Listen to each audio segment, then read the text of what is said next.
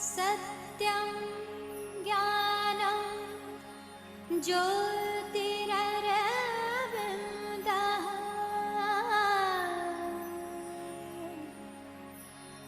ॐ सत्यं ज्ञानं ज्योतिररविन्दः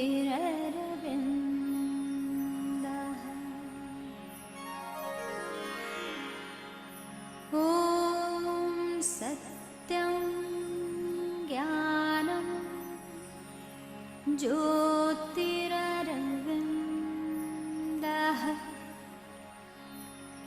ॐ सत्यं ज्ञानं ज्योतिररविन्दः ॐ सत्यं ज्ञानं ज्योतिररविन्दः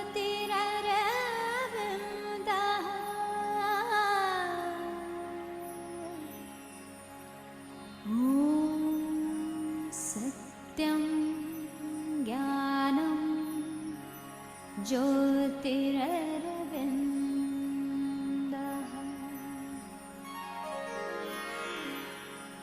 ॐ सत्यं ज्ञानं ज्योतिररविन्दः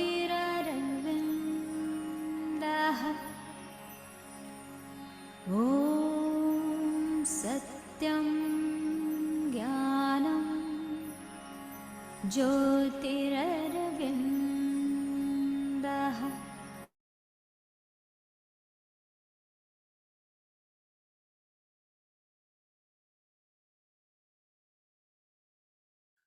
So welcome everyone. I hope we had a few minutes of ingathering with the mantra. So today we'll start again where we stopped last.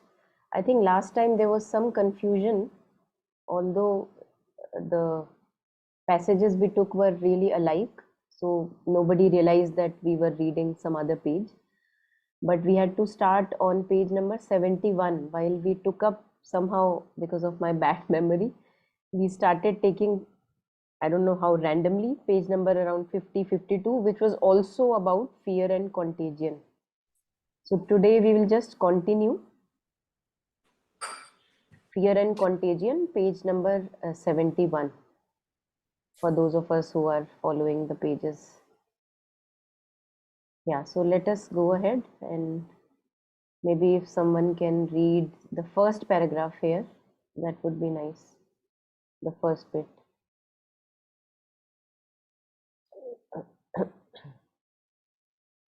Yeah, I can read it. Yeah. Yes. When one is in a normal state of equilibrium and lives in a normal physical harmony, the body has a capacity of resistance. It has within it an atmosphere strong enough to resist illnesses.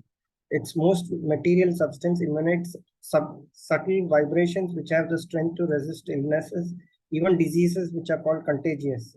In fact, all vibrations are contagious, but still certain diseases are considered especially contagious. Well, a man who, even from the purely external point of view, is in a state of harmony in the functioning of his organs and adequate psychological balance, has at the same time enough resistance for the contagion not to affect him. But if for some reason or other he loses this equilibrium or is weakened by depression, dissatisfaction, psychological difficulties, or undue fatigue, for instance, this reduces the normal resistance of the body and is open to the disease.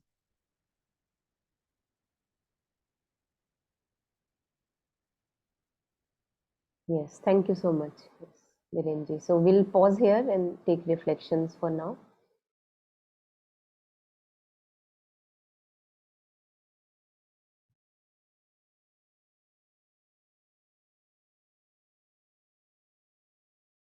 Yeah, any thoughts, anyone? So actually, this is very much true, at least in my own personal life, I've experienced this actually. Because I lived under constant stress and anxiety for a large part of my life.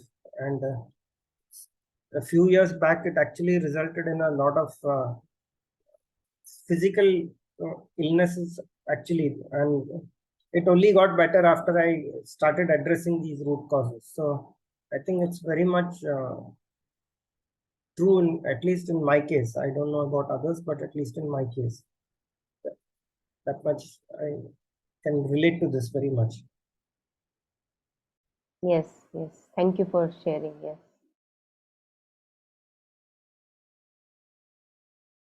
Yeah. Anyone else wants to add on?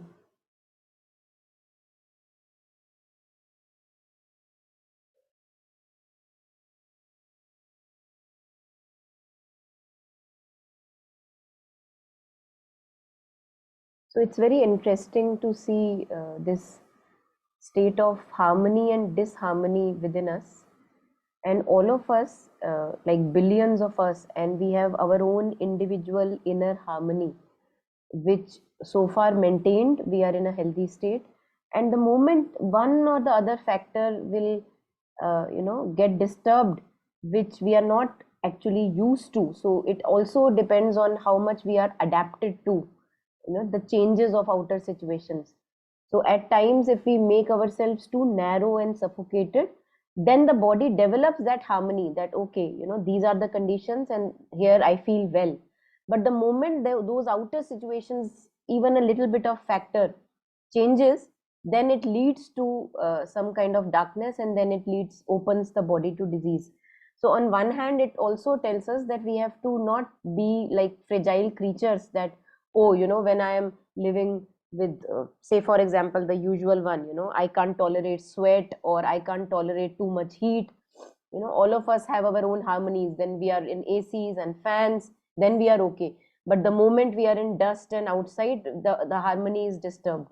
So slowly, if we are reading this now, and we can cultivate adapting to outer situations or of various kinds, so that not with every little trigger our harmony will be disturbed. So the second half, mother says, well, a man who, even from the purely external point of view, that nothing spiritual about it, just the external point of view, is in a state of harmony in the functioning of his organs and an adequate psychological balance, has at the same time enough resistance for the contagion not to affect him.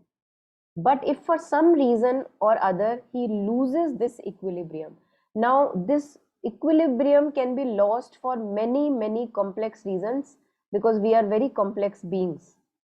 This part.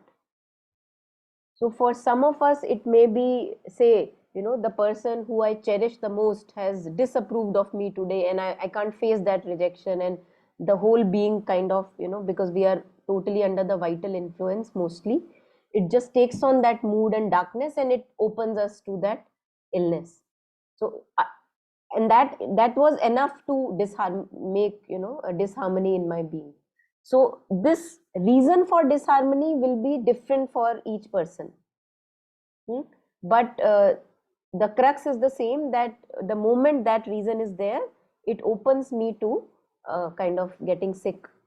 He loses this equilibrium, inner harmony is disturbed or is weakened by depression, dissatisfaction, psychological difficulties, or undue fatigue. We are not used to, say, getting up, staying up too late, and one day or 2 days we have to continue for some reason, outer reason, that we are staying up too late, and then it leads to drainage of the body and the harmony is disturbed, and again, you fall sick easily. So either some undue fatigue or dissatisfaction or psychological difficulties, which are again very common. We are not aware of them mostly, but they are very common. They open us to illness because they create disharmony within. For instance, this reduces the normal resistance of the body and he is open to the disease.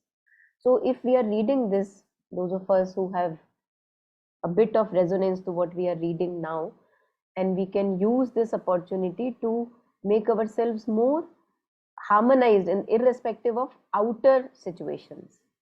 है ना, कि कौन से बंदे हैं जो हमको influence करते हैं ज्यादा. People who, when they are happy we are happy, when they are sad we become sad, so uh, if we can allow us to cultivate a kind of solidity within that, no, I don't want to fall ill again and again, I have done that enough, then we develop a harmony which is adaptive, which is not just like by any little trigger creating a disharmony in our being. But that would again, it will depend on our cultivation of that harmony. Yeah, so anything more here, anyone?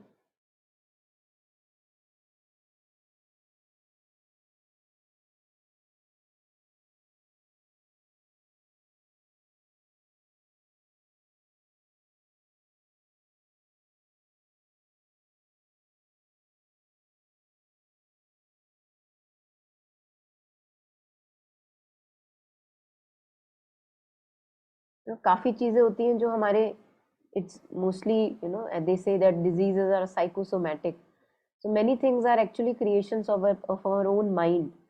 A kind of water may make some person ill, but that same very kind of water may not make other person ill, because the body is adapted to the other kind of water. For the other person, he has in mind कि नहीं, अगर मैं ये पानी पीऊंगा तो मैं बीमार पड़ जाऊंगा, और वो पड़ेगा बीमार. So all these things, dust से मुझे एलर्जी है, तो जितना हम इन चीजों पे ध्यान देते हैं, जितना इन चीजों को हम अपने लिए कॉन्क्रीट बनाते हैं, they actually become more and more aggravated for us. They don't leave us then that easily. So parallelly developing a lot of resistance in the body and healthy and positive thoughts, plus not cultivating weaknesses of all sorts, because it gives the ego a lot of boost that, oh, I can't stand this weather, I can't stand this kind of a bed. The ego gets boosted that, oh, see, how I am, how fragile, how sensitive, but actually it does anyone no good. No good is done to anyone. So if we have done that enough, and we can now cultivate a healthy mind, body, and the emotions also, then it's up to us. Yes, Sarda ji. Yeah, this is, I'm able to resonate with this very well, because whenever we go to Chennai, I get, cold, I get cough, and because of the weather, I sweat a lot, and I get headache. So as soon as we come back to Bangalore, I will be having fever. I'll fall ill invariably every time. I said maybe this time when I went, I was telling myself, no, this time I'm not going to be sick. The weather is going to be hot only, but it is okay. Everything will be all right. But still, even this time, as soon as I came back to Bangalore, I was sick, was vomiting, some illness will come. So this is a good reminder for me. Thank you so much. Yeah, because my mind will always tell me that that weather is going to be very hot, you are going to get headache, you will be having running nose, you will be having cough, fever, everything. My mind will immediately start giving me suggestions. So from this time I will work on it.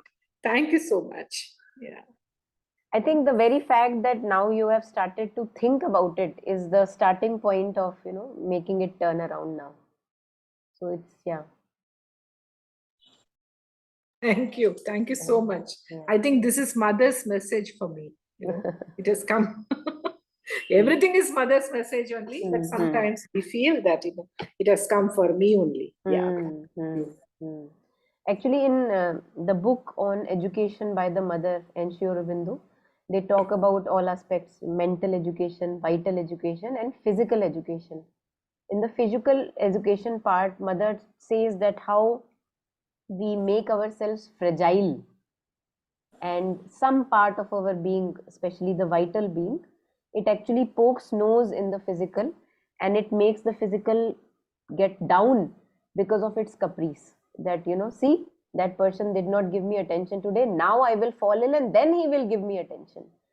And at other places also, Mother has said that this, because of the interference of the vital, most of the diseases are continued, like the body does not get rid of them, because we are the ones who are wanting those diseases, because we are wanting some attention from somebody. We have no idea, we are not doing it consciously, but we are doing it.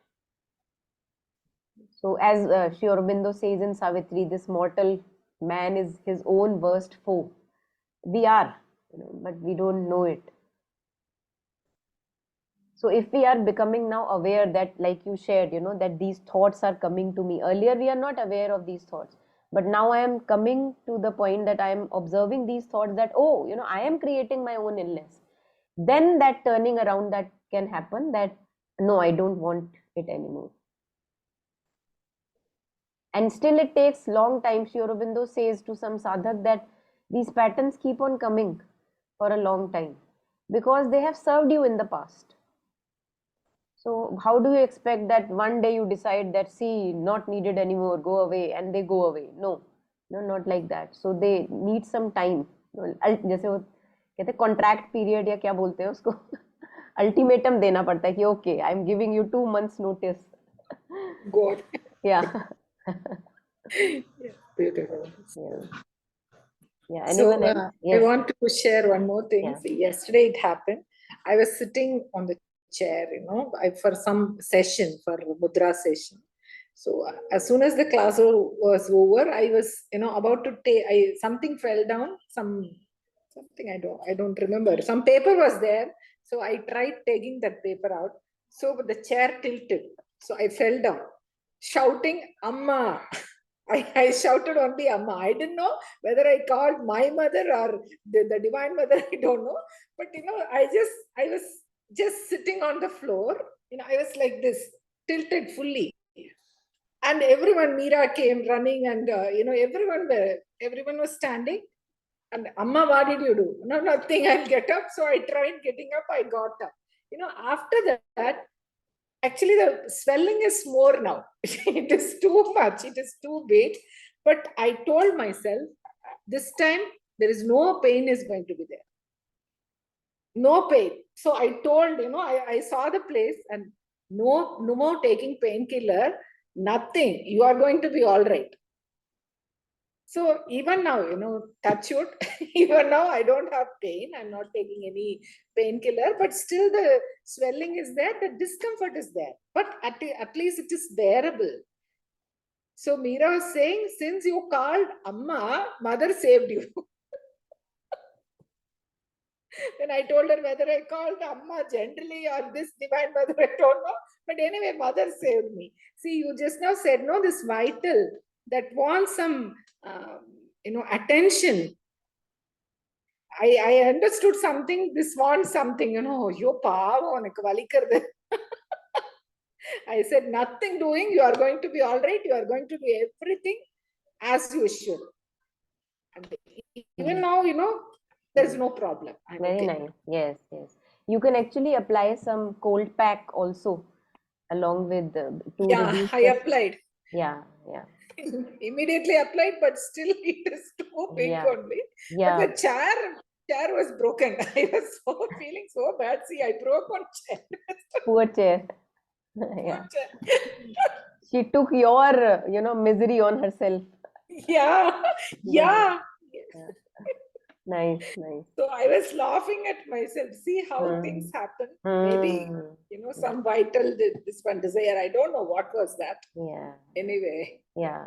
Thank you. Sort of sharing. Maybe this is not connected to that, but when you said this vital, I remembered this. Yeah. So actually this may be connected because what mother was sharing here is that any little trigger that creates a disharmony in the being. And since we have harmonies within us which are very fragile, है ना, हल्का सा कुछ हुआ कहीं पे और हम हिल गए, बुरी तरह से हिल गए.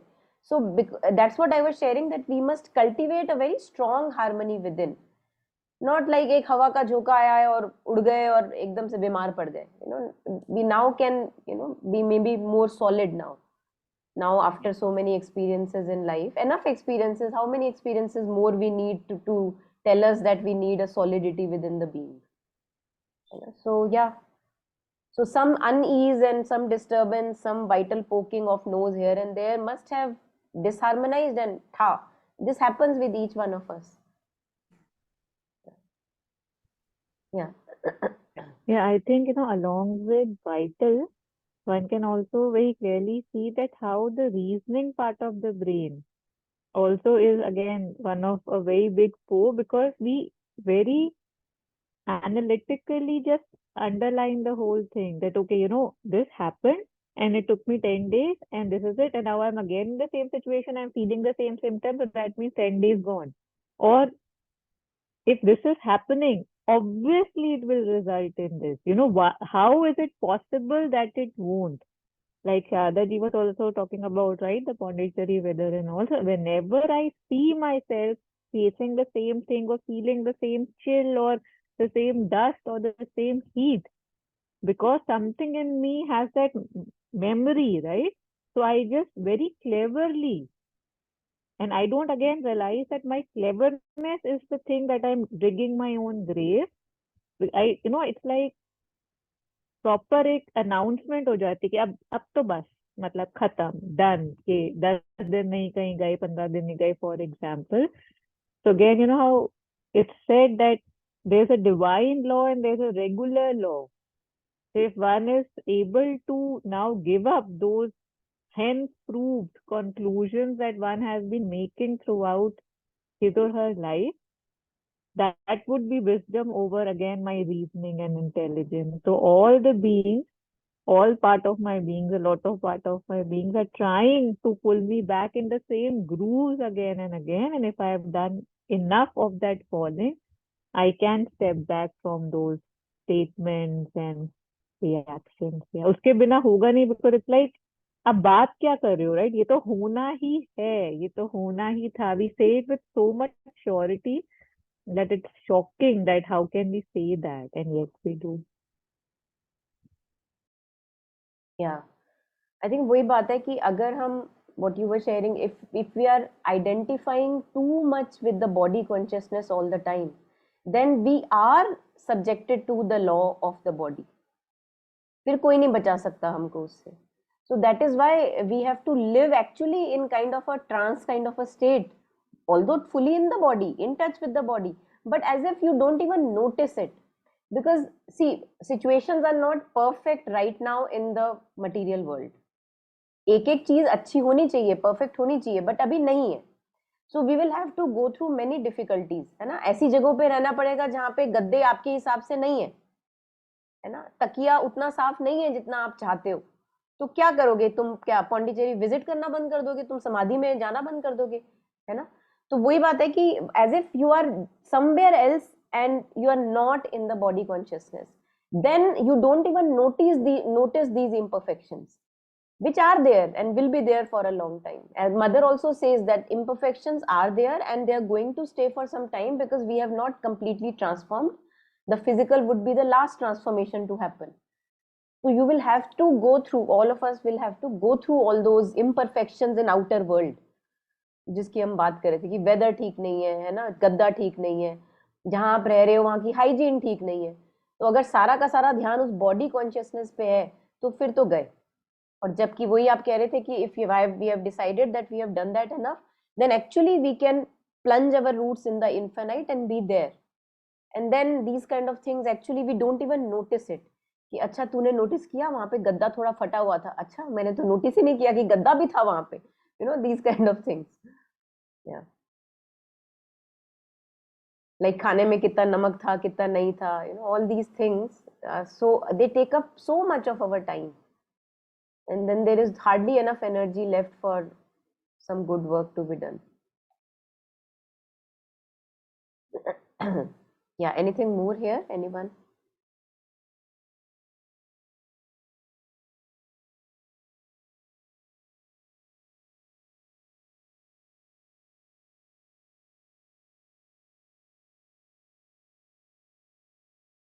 Okay, so if not, I'm going ahead.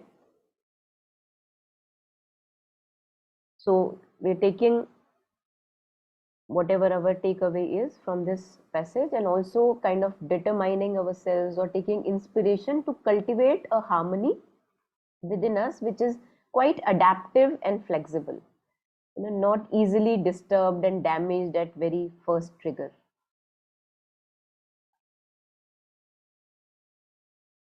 Yeah, so these two passages we'll take.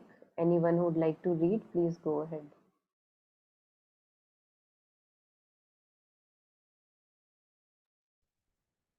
Yeah, I'll start. From the ordinary point of view, in most cases, it is usually fear. Fear which may be mental fear, vital fear, but which is almost always physical fear, a fear in the cells. It is fear which opens the door to all contagion. Mental fear. All who have a little control over themselves or any human dignity can eliminate it. Vital fear is more subtle and asks for a greater control. As for physical fear, a veritable yoga is necessary to overcome it. For the cells of the body are afraid of everything that is unpleasant or painful, and as soon as there is any discomfort, even if it is insignificant, the cells of the body become anxious. They don't like to be uncomfortable. And then, to overcome that, the control of a conscious will is necessary. It is usually this kind of fear that opens the door to illnesses. And I'm not speaking of the first two types of fear, which, as I said, any human being who wants to be human in the noblest sense of the word must overcome, for that is cowardice. But physical fear is more difficult to overcome. Without it, even the most violent attacks could be repelled. If one has a minimum of control over the body, one can lessen its effects, but that is not immunity. It is this kind of trembling of material, physical fear in the cells of the body which aggravates all illnesses.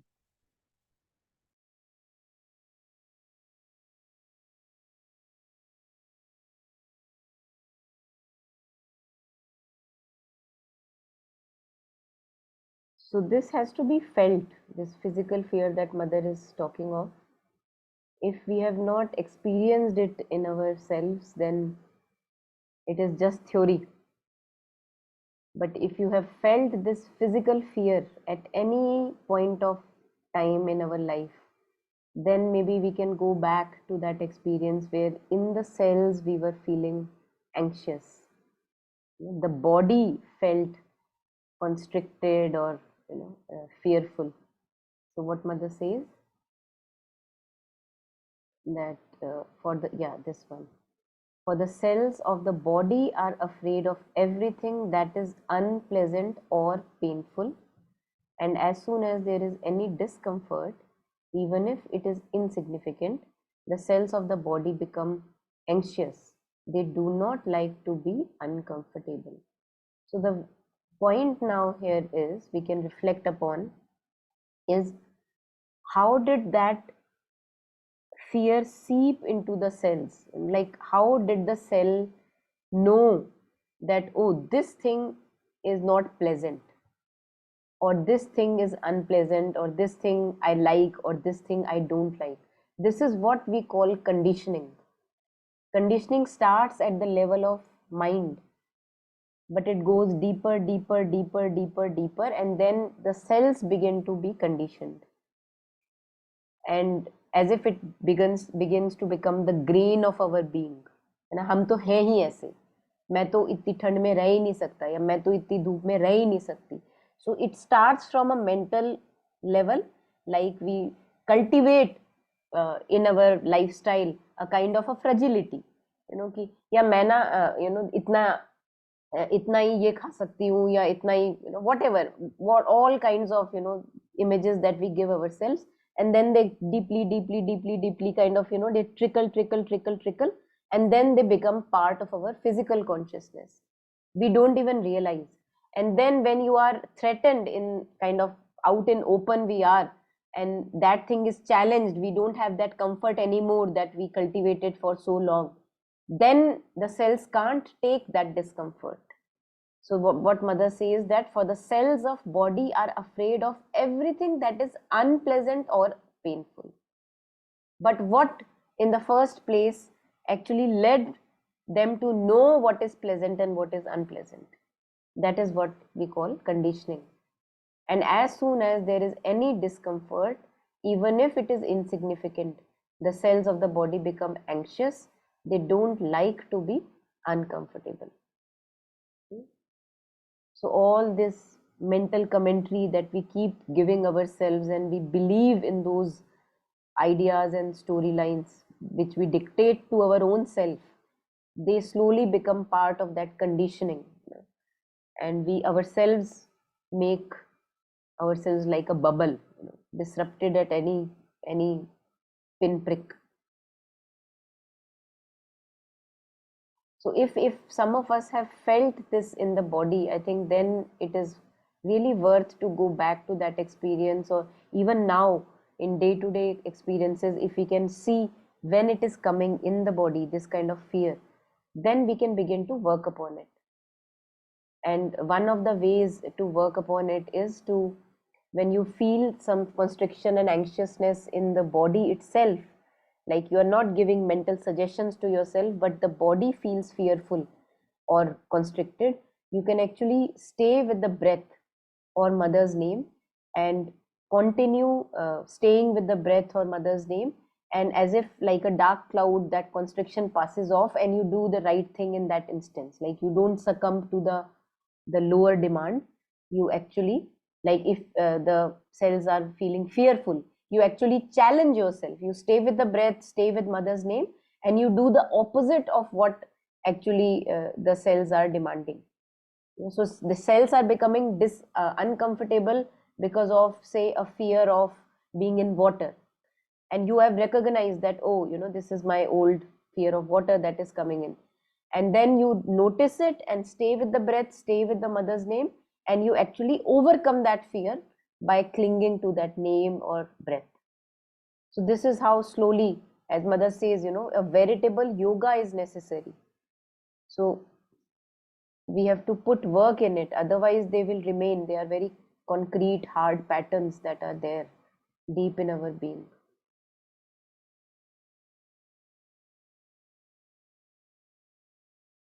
Yeah, so this one is the fear which is most difficult to overcome, and this can only be seen if we are ready now to see it. Otherwise we'll not even see it.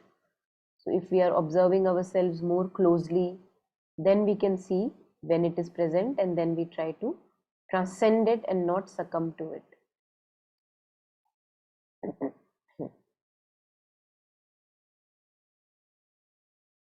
And if this physical fear in the cells is not there, mother says that even the most violent attacks can be repelled. So it just asks us to become more and more conscious of ourselves, our whole being, if right now we are ready for it. It's kind of an adventure, an experiment.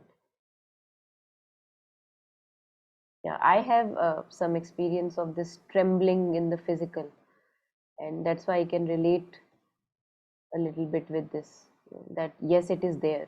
So the mind may not be actively giving suggestions, the vital may be okay, but suddenly you feel that your cells are fearful, and you're wondering, how did that happen? Like, I didn't even know that I was fearful of this or that.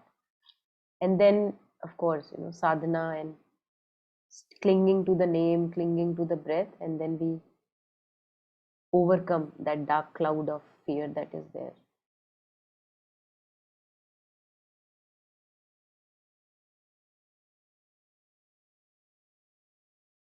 So this part is basically pointing us towards the physical fear, a fear in cells. It is fear which opens the door to all contagion. And mother is not right now talking of mental and vital fear that we were talking of earlier, that comes through emotional suggestions, feelings, moods, or mental suggestions that we keep giving ourselves.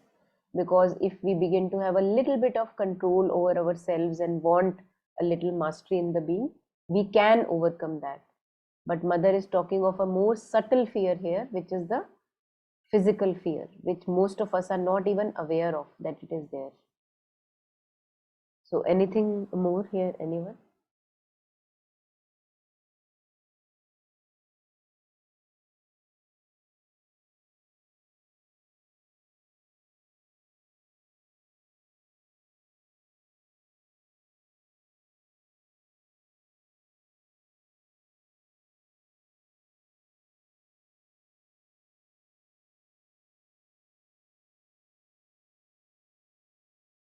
There was this New Year, no, not New Year, this message released on 15th August by Auroverse. Just a second. So it was a nice message. It was from Mother's agenda, and it said something like that in today's times, what men need most is security. And what Mother was pointing at was that divine is the ultimate security, and Mother has called Sri Aurobindo the avatar of security.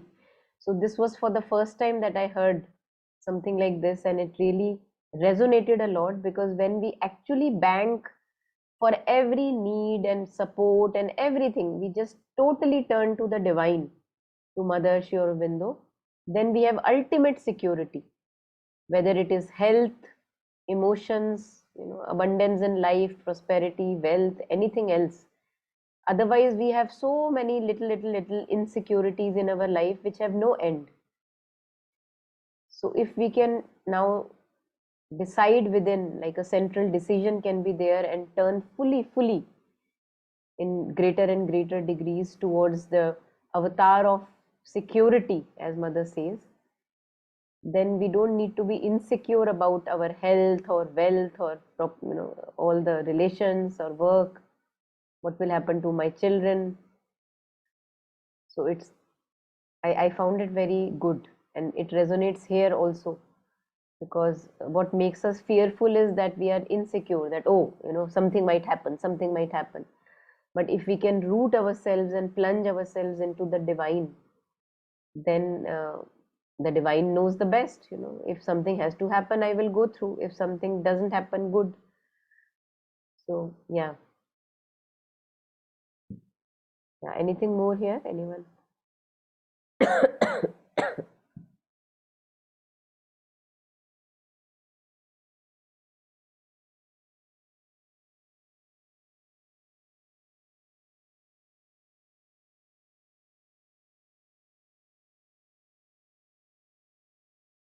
So it also tells us these lines that all the time we are trying to be comfortable, let me be comfortable, and that actually kills the soul. Too much comfort kills our soul. So we have to be comfortable in most discomforting situations. That is true comfort. Yes, Sardaji. Yeah, Monica, can you please explain these lines? I am not speaking of the first two types of fears, which, as I said, the human being who wants to be human in the noblest sense of the word must overcome. What is this? Something like, say for example, if I have a fear of heights, right? So it may be I am mentally also feeling it, and in emotions also I feel like a lot of fear regarding heights. Now, if I do a little bit of practice, that if I tell myself, like mental suggestions, auto suggestions, that no, why do I need to be fearful of heights? Let me try to transcend it. So through mental and vital suggestions, I kind of begin to transcend it. I do those activities which make me confront that fear, and I am now face to face with it, and I do such activities where I don't need to be fearful of it anymore. Like I have faced it, at least. For example, it could be fear of solitude, fear of being lonely. So these are the things where mother says that I am not speaking of the first two types of fear, and these are all mental and vital suggestions that we all the time are giving ourselves, that oh, what will happen to me when I am not, having anyone to speak to. We don't even realize because we are not conscious of our thoughts. So they are developing within, they are ripening within. But once I want to have a little bit of sanity in my being, like no, I don't want to be under the influence of these thoughts and suggestions, then we try to master those thoughts, master those feelings. And this anyone can do, right? Anyone can do a little bit of practice, and we can have a little bit of control, that we step back from that fear or anxiousness and do the right thing that is required to be done in that moment. So this, I feel, this one of the thing in ways in which this can be said is that any human being who wants to be human in the noblest sense of the word. Now this is being human, that we are not just like a puppet of our impulses and outer suggestions. You know? Being human is that a little bit of sanity and mastery in myself is there. You know? A little bit of control is there. Like we kind of stop at red lights. Animal cannot stop at red lights.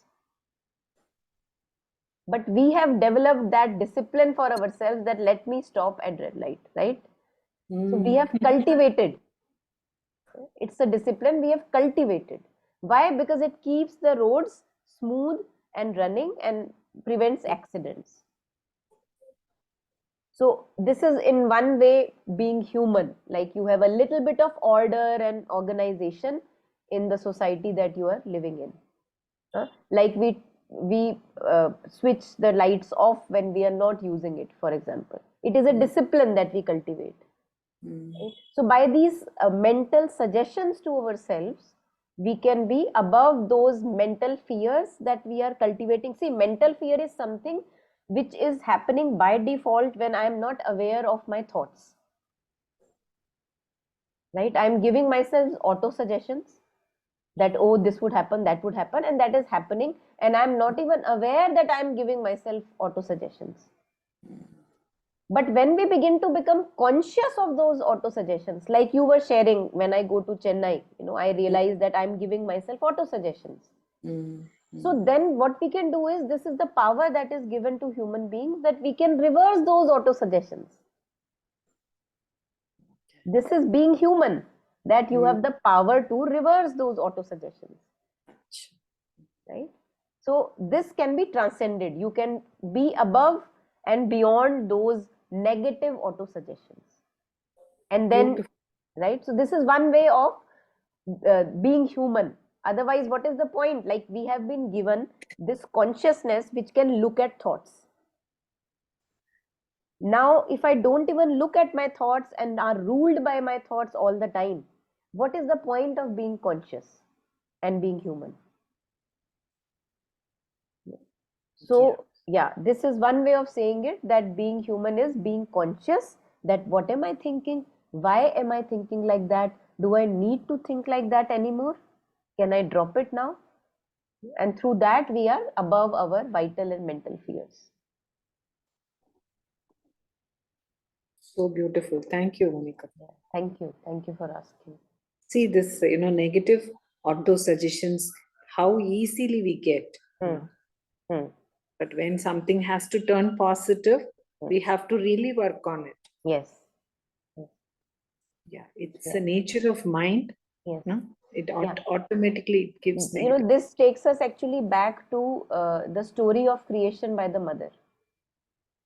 That all the good things turned into their opposites. So knowledge turned into ignorance, bliss turned into suffering, truth became falsehood, immortality became mortality. So all the good powers which were given the task of creating the manifestation, because of their disconnect with the source, they turned into their opposites. Now mother says that to prevent that upturn and to take them to light again, mother put a portion of herself in our being. That is what we call the psychic being, or the soul spark, or the soul consciousness. So this we have. This is the consciousness which is looking at everything. But most of the times we are not making good use of it. We are not aware that we have this consciousness which all the time is looking and interpreting things, and through it we see, through it we hear. It is always 24/7 we are immersed in it. And that is why we call this ignorance, because we are all the time ignoring this presence of consciousness within us. So as human beings, this is the power that we kind of actually waste in our lifetime, that we are hardly human. If I am a human being and I don't even look at my thoughts and try to change them towards light, what is the point of me being human? So best example is traffic light and animal. Yeah. Yeah, so again, animal has this consciousness that we have, but in human being it takes that stage that it can now turn towards itself and know, oh, I am here. Animal also has consciousness, we all know. Plants also have consciousness. But in human being, the level of consciousness is to that degree that it can become self-aware, that, oh, I am conscious. Animal is conscious, but it doesn't know that it is conscious. That turning towards itself is not there. Yeah. Again, degrees ka farak hai. So that is why so many masters have said, and even in Savitri Sri Aurobindo says, a treasure misspent. This is our treasure which we Misspent. misspent. We spend it not wisely. Okay. Cheaply, fruitlessly sold in the bazaar of blind destiny. So we waste our human lives, precious human lives. And from time to time, a curtain of blindness comes in front of us, where so many things take such a big appearance, and they are actually not that big, really, to which we are giving so much importance. Yeah, so coming back to the point, that little fears like which we are developing by our own auto suggestions and by own cultivation of feelings which are not happy feelings, which are disturbing emotions. When we become aware of those disturbing emotions and disturbing auto suggestions, then we have the power to change them also. This is basically being human. This much power we all should have. Like, for example, we meet somebody and we see that for no reason, the moment that person comes in front of me, my mind tells me all kinds of commentaries which I don't need to listen. Why do I need to listen to so many commentaries? I don't know nothing about that person. Then why should I believe in those images that the mind is giving me? So that the moment I become conscious of those commentaries, I look at them and I stop believing in them. I keep them aside and I interact with the person like as blank as possible, without any prejudgments and preconceived notions. So this is the possibility given to us, but most of us are not using it.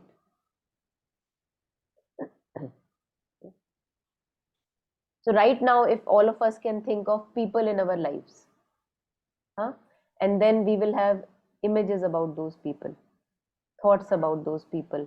Oh, this person is like that, this person is like that.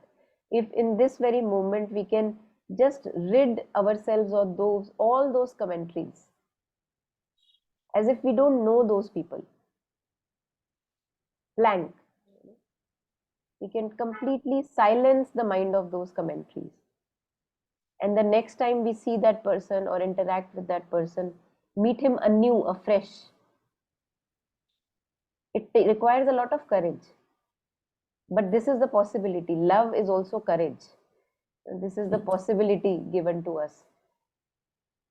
And it is every moment, because in one very moment, if I forget that, oh, I have taken a vow, that no, I will actually rid myself of all the commentaries. In one moment, if I slip, we will see all those Purani commentaries are back again. Yeah. So that is why moment to moment, the vigilance has to be there.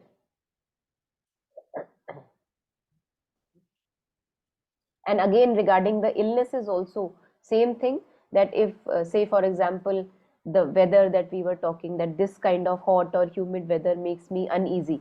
The moment I see those thoughts and I tell myself that, okay, nothing doing, I strongly root myself in the mother and I keep those thoughts aside. I don't indulge in them. That mera ho gaya, I am done with these thoughts now, and do whatever right is required. No part of my being should actually answer that knock on the door. Then only a transformation can happen physically. Otherwise, no, it takes time.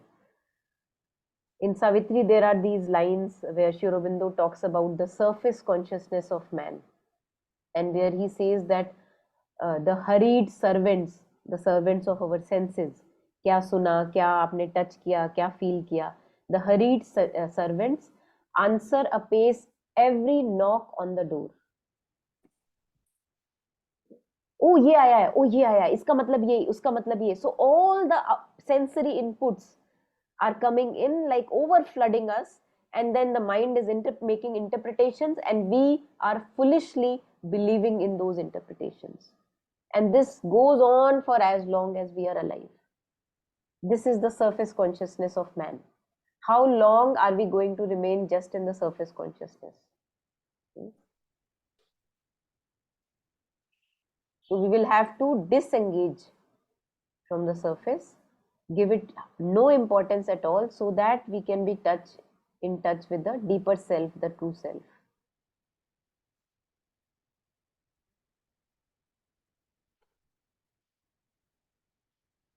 Yeah, anything more here, anyone? Thank you, Monica. Yeah, thank you.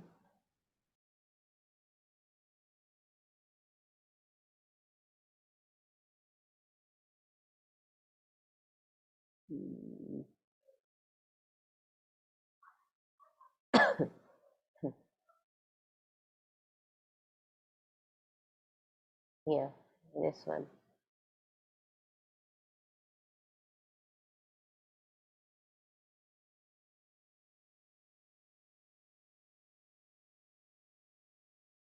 So as long as we are all the time believing in what the senses are telling us, especially all these loopy commentaries that go on in our head, actually there is no point that we will be away from those disharmonies which can happen at any little trigger in the outside world. So this here in Canto 2 of Book 7, the parable of the search for the soul, Sri Aurobindo talks about the surface consciousness of man. Most of us, most of the times, live in this very surface. We will resonate with actually these lines. He says, this mind no silence knows, nor dreamless sleep. It's a very chaotic mind, the surface mind. It knows no silence and it knows no dreamless sleep. Always a background chatter is going on. Thoughts tread forever through the listening brain. It toils like a machine and cannot stop. There is a tireless running to and fro, a haste of movement and a ceaseless cry. The hurried servant senses answer apace to every knock upon the outer doors, as if we are compelled to answer every sensory and input. Bring in time's visitors, report each call, admit the thousand queries and the calls and the messages of communicating minds and the heavy business of unnumbered lives. You see in how many lives we keep ourselves entangled. This neighbor said was doing this neighbor had that puja in their house. All these things, the relative, what they were doing, how they changed their jobs, or now the kids are going outside, whatever. These little things we keep ourselves busy with. Heavy business of unnumbered lives. whether they are our blood relatives, siblings, does not matter who they are, but we are busy with them. And all the thousand-fold commerce of the world. This is our surface mind, surface consciousness. And only a moment spends in silent self. This is the little surface of man's life. He is this, and he is all the universe. But we have no time to actually give to all the universe that we also are, apart from the surface consciousness. So there comes a time in our life where we have to disengage from the surface consciousness if we want to know what all lies within me. So many powers hidden, waiting within us. So many layers, planes of consciousness waiting within us. But as if we have no time for them. We are so busy in the daily businesses of time, life and time. And still, if they are so important, then of course we keep ourselves busy with them. But if right now we think that too much chaos and now I am ready to step back from it, then maybe the call is towards something else. Yeah. So maybe toward today we'll pause here.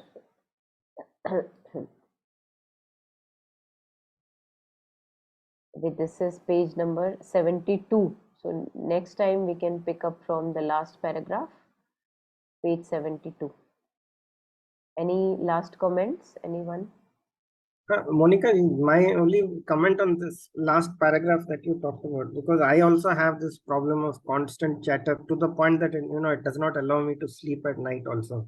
So I try on this yoga, meditation, but I don't know, this is my experience. I may be an exception, but I personally feel that it's not possible to do this the whole time. It then creates its own stress also. To still the mind, you have to do meditation, and then ultimately the body and mind both resist, right? So what is the practical way, if thoughts are not allowing one to sleep, what is the practical way to go to sleep? I think that is why Mother suggests so many educations of all sorts, like mental education, vital education, physical education. And see, I feel, again, this is my feeling, that there is a restless energy within us. And that restless energy, when not channelized in a proper direction, it goes into the mind and the vital and creates a lot of ruckus. What you were sharing, the background chatter, or ta background commentary that is going on, or disturbance of the feelings all the times. And when we put those energies in a good direction, like maybe you are learning something which you love to learn, some music, you are maybe writing something, you are doing calligraphy, or spending some time in the garden, some physical manual labor, running marathons. So all this energies, lots of energy within us, it has to be channelized some physical direction, physical fitness, walking, yoga, some sports of a regular kind of a discipline, some refinement of senses where you enter into these arts, music, or dance forms, or wherever, artistic, creative expression. Basically, for some it could be writing or something else. And then some part spent in some social selfless work. I feel that when we are engaging in that spending of energies in a wise manner, in a manner which is suitable for each person's own swabhava, then that restless up and down of energy kind of, it dampens down a little, and then it is easier to sleep also. So various ways are there, for to each his own, because people who may not have many good mental capacity, they may be given manual labor, lots of manual running and fro, कि ये paper उधर रख के आओ, अच्छा वो paper वहां तक पहुंचाओ, ये लेटर पोस्ट करके आओ, because that remains, that keeps their energies channelized in a direction where now it is not enough to disturb. The energies disturb us only when they are unspent. Okay, got it. है ना, अनस्पेंट energies है तो वो up down करके वो chatter करेंगी. वो जैसे बच्चा होता है, बच्चे के, अगर आप बच्चे को ऐसे टाइम पे सुलाने की कोशिश कर रहे हो जब बच्चे को बिल्कुल नींद नहीं आ रही है, है ना? Yeah. He is full of energy. What do we do? All of us, may know. We maybe take him out, play with him for some time, or too many, running or jogging, or maybe run with him so that he tires down a little. The energies are spent, and now he's quiet. Right. So I feel like that we have to spend our energies wisely. Then this restless tumult is not there to that extent. Okay. Thank you. Thank you. Yes. Nowadays, because we are turning too much intellectual and hardly enough time is spent into physical education. That's why we face a lot of problem with teenagers also, children also, younger children, that they don't have a discipline in their life of some physical sport or education. So all the time the mind is too much active. That creates a lot of psychological problems. Earlier the manual things were by chance more. Now we have manual labor, hardly anything we have to do by yourself. You have cooks that are coming to cook, you have maids that are coming to clean. What are you doing at home to keep channelize the energies that are there? So they have to be put in a right direction. Some physical education has to be there, some kind of sports, for and to each his own. For somebody walking, for somebody yoga, for somebody some team sport. It doesn't matter what it is, but I feel that for each one of us it is important. Otherwise, yeah, we are not like Sri Aurobindo, for example, who is channelized fully even without doing too much physical education every day. He is a yogi, but to reach that stage he has cultivated something in himself which has now allowed him to be, even without that his energies are totally in his own mastery. So we have to cultivate that discipline in ourselves. Yes, anything more, anyone?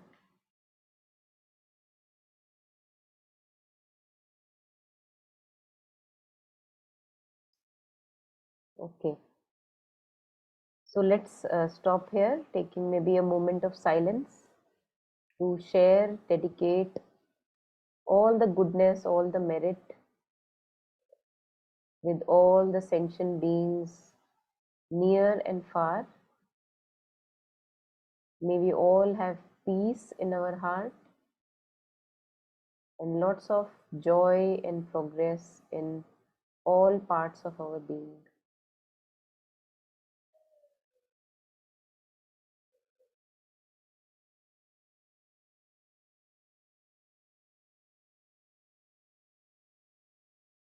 May everyone be well and happy.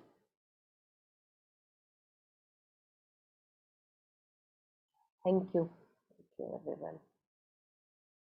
Thank you so much, Monica. Thank you. Thank Bye-bye. you. Thank you. Thank you. Bye.